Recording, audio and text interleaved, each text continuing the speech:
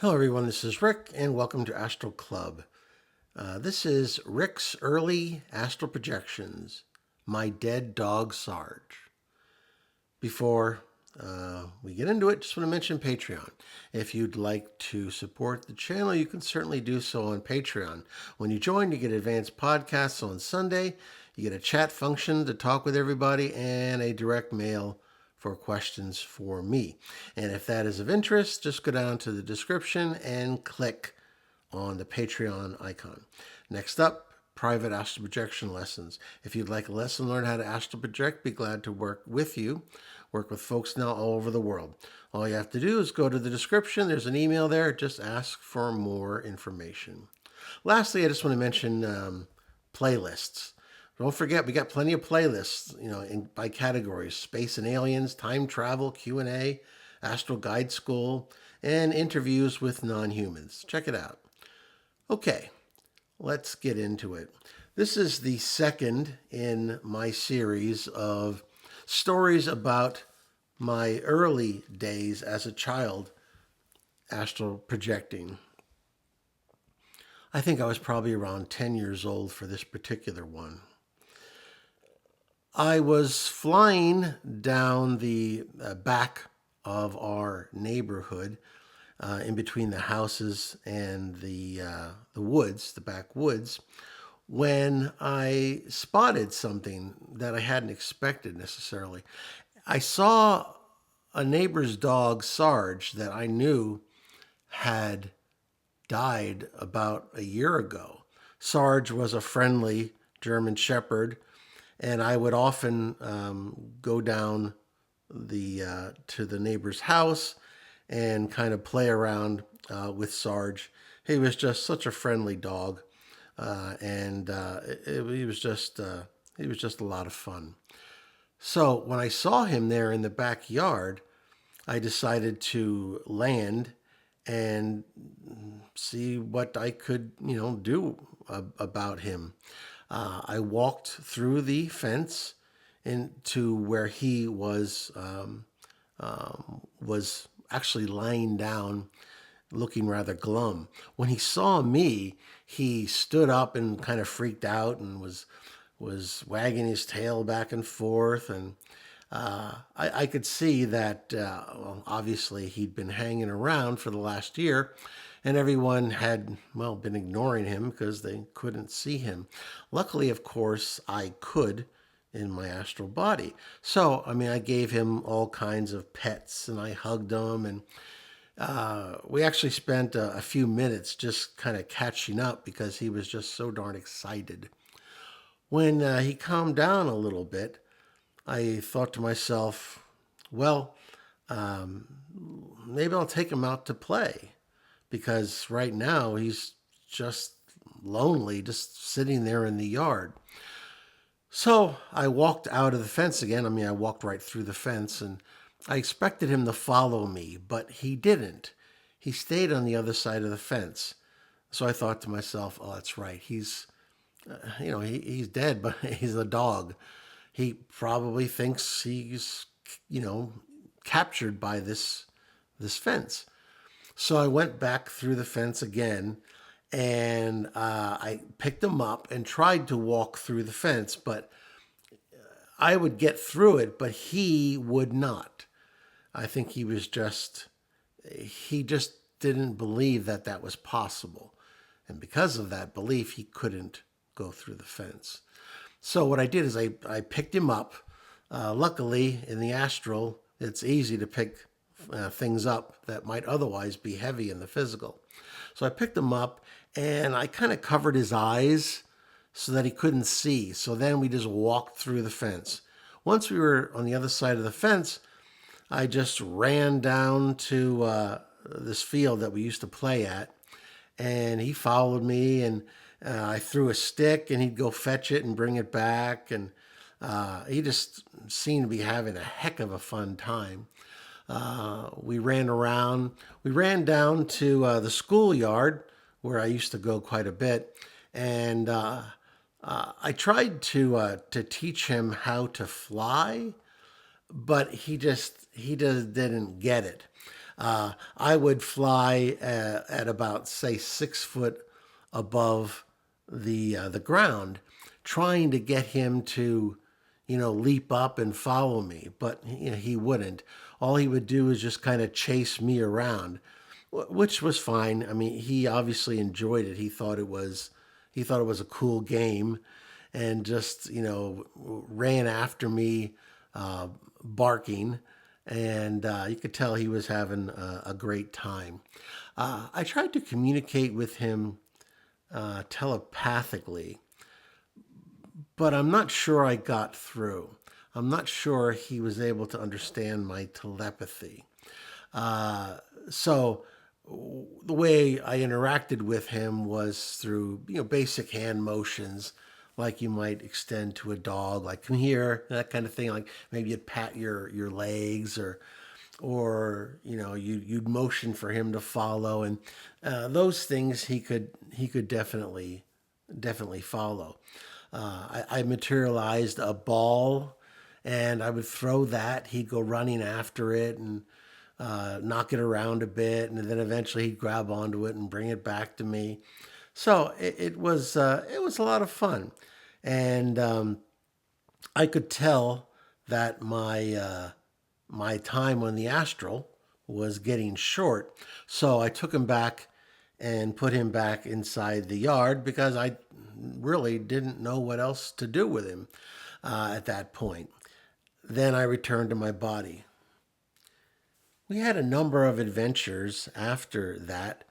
I remember once we were running around the back field when there was some sort of a lower astral creature that was that was approaching me in a menacing way. And I was about to fly away, but then I realized that Sarge couldn't fly.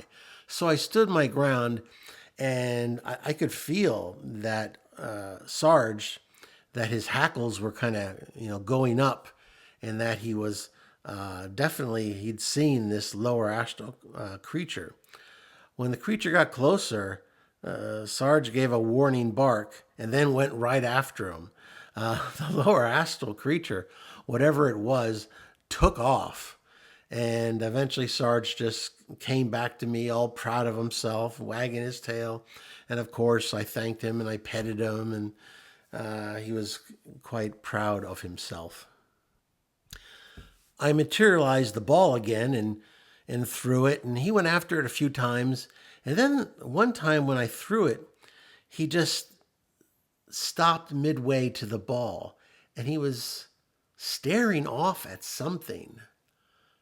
And I called to him in the best way that I could, trying to attract his attention in any way that I could. But he was just staring off into the horizon. I tried to look to see what he was looking at, but I couldn't see anything. After a minute or two, he shook it off and was his old playful self again. And when I felt we were close to the end of my astral projection, once again I took him back to his yard. I would find out years later more about the situation with dogs, cats, other domestic animals, as well as wild animals. And what I found out is that wild animals have a group soul. And when they pass on, they move to go back to their group soul. However, creatures that are pets of humans, especially ones that have had a good experience, can develop an individuated soul, a simple soul, but a soul nonetheless, such that they, now become closer to the fate and the, this is becoming a part of the fate of mankind, that they become a part of us, you might say. No longer wild creatures, but allies, you might say, who are joining us on this walk of life. I remember one time I went to get him and I had an ident for the Appalachian Trail, which wasn't that far from where I lived. And I took him there, and we were having a great time. He was having a great time running up the path, and then he'd run back to me, and then he'd run further up the path, and so he was having a great time. His tail was wagging like crazy, and we got to this peak where you could perch on a very large rock and look out over the valley, and it's a wonderful sight. But when we got there, I found Sarge was just staring off into space, just frozen, just looking at something that I don't think was the valley. I think it was something else that I couldn't see. And he stayed like that for at least 5 minutes. And I knew my projection wouldn't last much longer, but I couldn't move him. He just was staring and staring and staring at something that was just invisible to me. Luckily, I was able to get him back to his yard before I was pulled back to my body.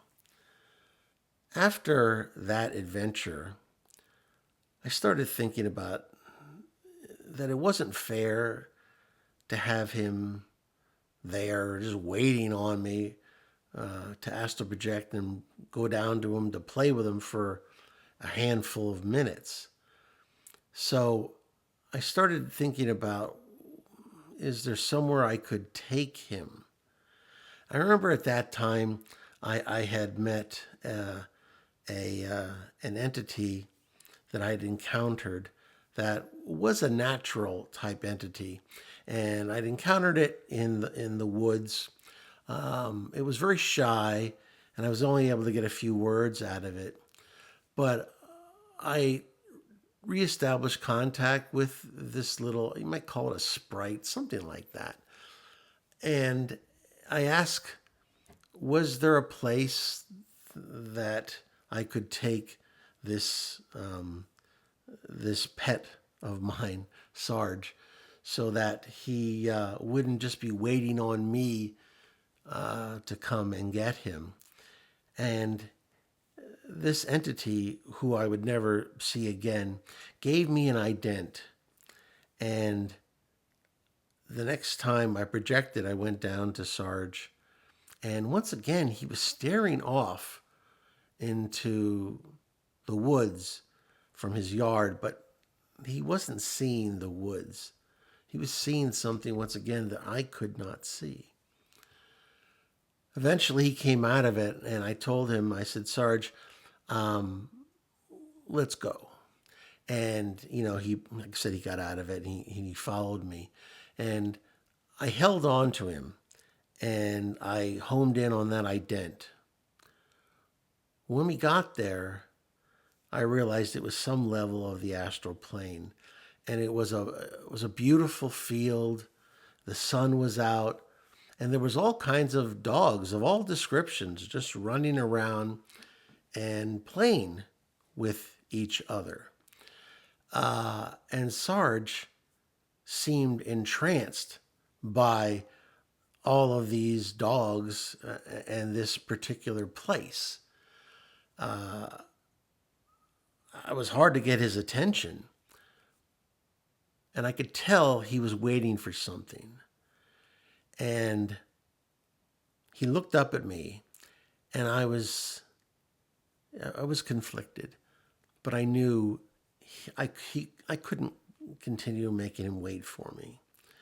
So I told him to go play, and he understood that. And he just took off and started running around and playing with all the other dogs, and they were having such a great time. And I was getting ready to leave when he stopped and looked at me. And, he wagged his tail. He came over to me. I petted him, said goodbye, and I think he said goodbye as well. And then he, without a look back, then went to play with all the rest of the dogs, and I was pulled back to my body. That was the last time that I ever saw Sarge, and I have every hope that he has found himself a home and that eventually he'll reincarnate and be a great dog again for somebody else. I hope you liked that. If you did, please hit the like button, share it with those of like minds, subscribe if you haven't already, and comments and questions. Do you have dogs or cats? Have you ever wondered where they go? Well, I think I have an answer at any rate. This is Rick, and I will see you on the astral plane.